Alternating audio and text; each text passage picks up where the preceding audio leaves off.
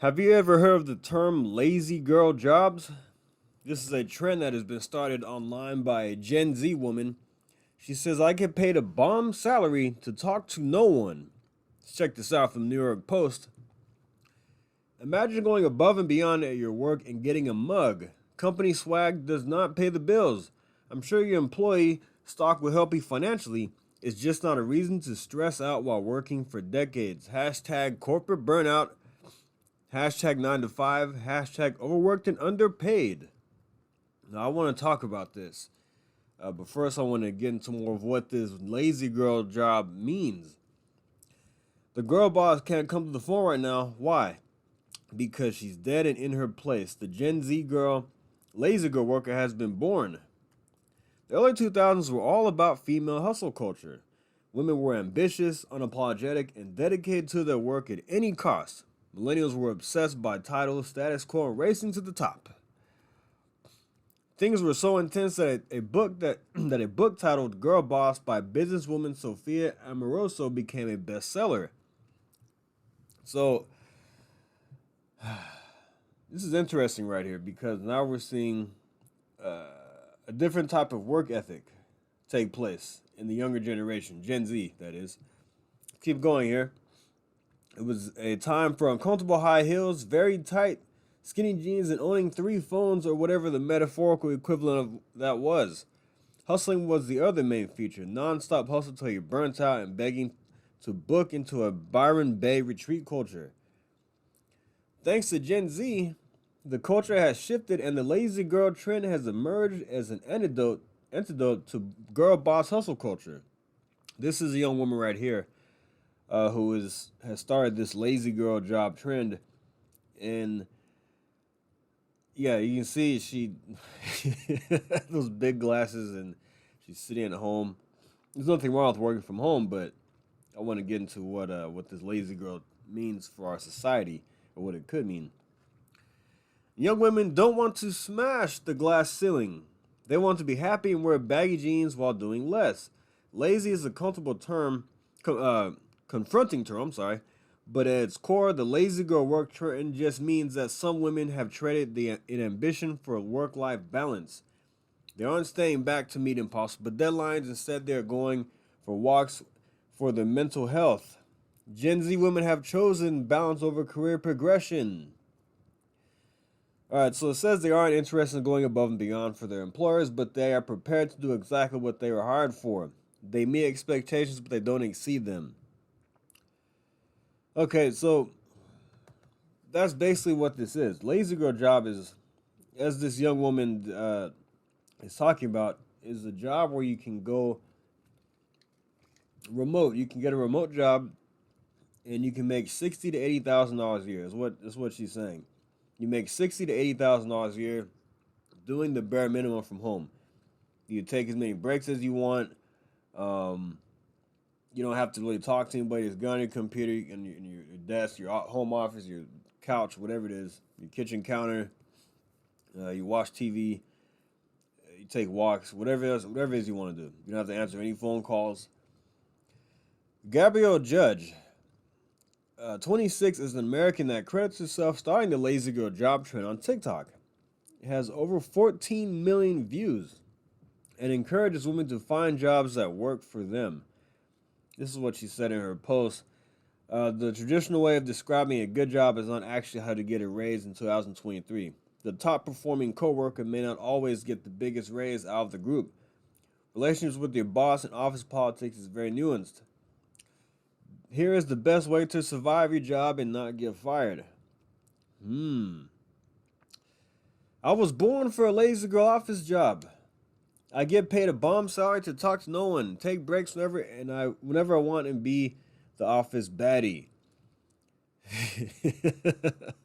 Okay, so she said I have a lazy girl job where I sit at my desk 9 to 4 and post invoices on my own time, and I can read or watch Netflix or TikTok and get paid decently an hour.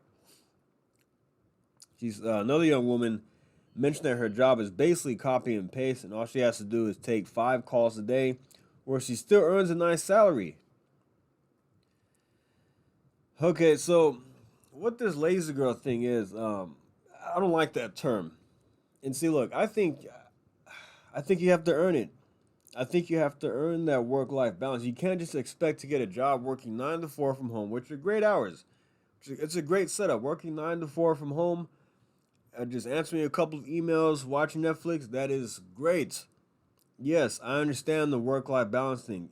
I don't think you should work 12 hours a day, 6 days a week, and hustle your entire life and not enjoy it. I do believe in work-life balance. I do, and I'm an advocate for it. But I don't think you should just expect to apply for any job or apply for jobs only to be able to sit at home 9 to 4 and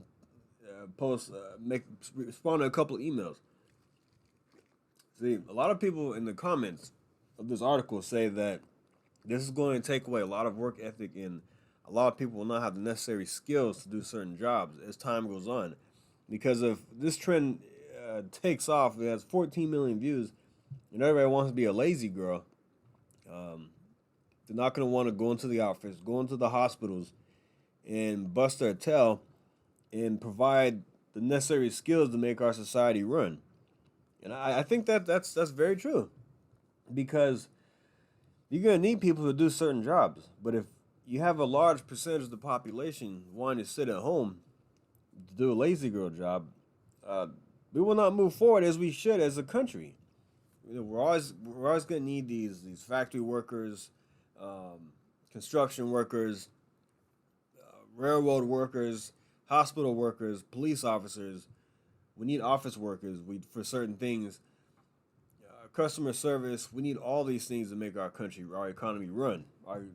We have a multifaceted economy in the United States, the biggest economy in the world, about 20+ trillion GDP, and that's for a lot of reasons. But um, I understand. I understand a lot of people don't want to spend their entire life working for a company, busting their tail, 12 hours, 10, 12 hours a day, and then not really seeing the rewards, the fruit of the labor is what I'm trying to say. I have a friend who works two remote jobs. He makes about $120,000 a year, but he only works about 4 hours a day. But he would be the first one to tell you, I earned this. He would be the first one to tell you that it did not come easy. He says, I put my time in to do this. I worked 7 retail jobs, worked fast food, and he landed a job with ZipRecruiter. He was going to the office, and I think he was doing marketing or something. Did that for a few years, and then he finally got his break where these two companies contacted him. He had a connection somewhere they found him online. I don't know what it was, but they pay him a decent salary, probably $65,000 each. And one is an IT job, and one is something that has to do with YouTube, getting advertising for YouTube or something, content creators. And he just responds to a couple of emails, and he may go in for a meeting a couple times a month, and that's it. He lives a very good life. He can travel as much as he wants to. Gets up at 10 o'clock in the morning. But he will tell you, I busted my tail for this. I earned my way to get this lifestyle I have now. Did not come easy. And uh, I think you have to earn that. I don't think you should just expect to go in and get 60,000 a year just because you want a work-life balance. You have to earn that. This is a part of the reason why I am doing multiple things to have that work-life balance. I have a YouTube channel which I'm building right now. I have another project I'm working on which I'm building up and working towards, but it's going to take a lot of work. And the ultimate goal for me is to just be self-employed. I don't like clock and clock in. That's the bottom line. But I know it's not going to come easy. I want the work-life balance too, because I love to travel, and I don't want to be tied to somebody for 8 hours a day and you get 2 weeks of vacation. That's not a life that I want to live. It doesn't work for me. So I'm doing things and working hard to achieve self-employment so I can be in control of my own destiny. But I'm not taking the easy way out just to find. I could try to find a job that's paying me $56,000 a year. that's going to give me that lifestyle. But no, I don't want to be tied to any one company. But I know it's going to take work, and I'm not expecting anything to be handed to me as well. So yeah, um, I want to know what you think about this. Do you think this is bad for our economy? Do you think that this is a result of COVID-19 and people going remote? I have another friend who works for a company, and he was going to the office 8 to 5 Monday through Friday, and they went remote after COVID happened, and they went remote permanently. He gets to travel as much as he wants. He takes his laptop and he goes on 3 week long vacations, 5 week long vacations, and he still gets his 4 week vacation time on top of that. But the thing is, his work life balance is amazing. But the thing is, he busted his tail to get there. He put in the time. He grinded. He went to college, and he put his time at the company, going in the office, staying late, so he can take more trips and earn a higher salary and things like that. I remember this guy. He would go in, 8 o'clock in the morning, leave it. He would go in the weekends at times, and now he's earned where he is right now. He's earned that. He's actually, I think, at the moment of this recording, he's actually on a trip right now, and he was just on a 5 week vacation road trip, and now he's going to Germany in a couple of months. So you see, you have to earn these things, and we're seeing this lazy girl culture take place. There's not a lot there. There's still work ethic with a lot of yes. I'm not saying everybody's lazy. I don't think this is going to wreck our economy, but I think we're going to see this trend pick up a lot more, especially people like this. And you're gonna have people not wanting to go in to take jobs that we need, like in hospitals or in certain places, retail jobs are not going to be filled. Restaurant jobs are not going to be filled because they think they want to sit at a desk at home 9 to 4, make $65,000-$70,000 a year, answer a couple of emails, and watch Netflix. And what happens when that job ends, and you can't find another one like that? You're gonna have to get out there and actually be in face to face with people. What? That's the thing. These jobs aren't always going to be around. I mean, they may be filled. A company may go under.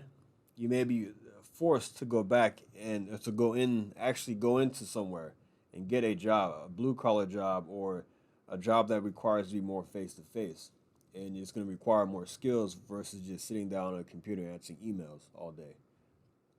I don't know. Let me know what you think in the comments.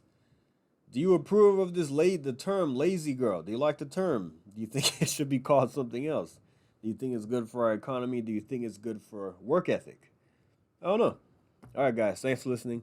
Like and subscribe, and I'll see you next time. Thank you. Take care.